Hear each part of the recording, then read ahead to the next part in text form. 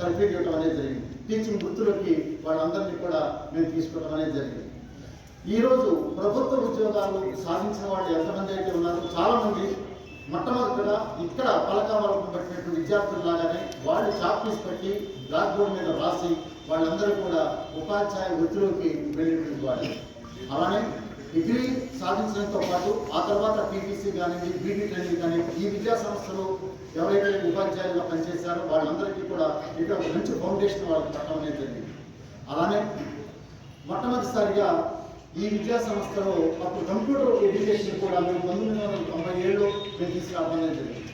1997లో computer education తీసుకొచ్చిన తర్వాత ఈ ఎడ్యుకేషన్ని మా పిల్లలందరూ కూడా నేర్పడం వల్ల సాఫ్ట్వేర్లో ఒక విప్లవాత్మకమైనటువంటి మార్పులు వచ్చాయి.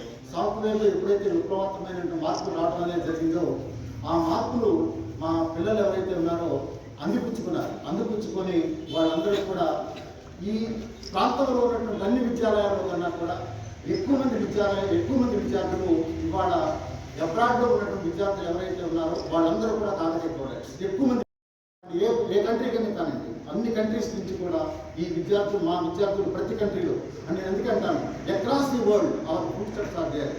మన ప్రపంచంలో ఏ దేశానికి వెళ్ళినా అన్ని దేశాల్లో కూడా మన పిల్లలు చాలా దేశాల్లో మన పిల్లలు ఉన్నారని చెప్పేసి మేము చెప్పగలం.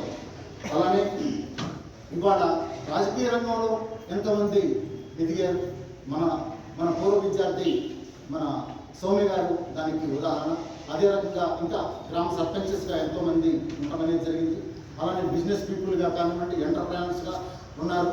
సాఫ్ట్వేర్ ఎంప్లాయీస్ ఎంతోమంది అనేక ప్రాంతాల్లో ఉన్నారు. రెవెన్యూ డిపార్ట్మెంట్ కానీ, పోలీస్ డిపార్ట్మెంట్ కానీ, ఎడ్యుకేషన్ డిపార్ట్మెంట్ ప్రతి డిపార్ట్మెంట్లో కూడా మన స్టూడెంట్స్ ఈరోజు ఉండటం అనేది మా అందరూ కూడా హ్యాపీగా నేను ఫీల్ అవుతున్నాను. అలానే ఈ విద్యా సంస్థకి మూల స్తంభాలుగా నిలబెట్టిన వాళ్ళు ఉపాధ్యాయులు.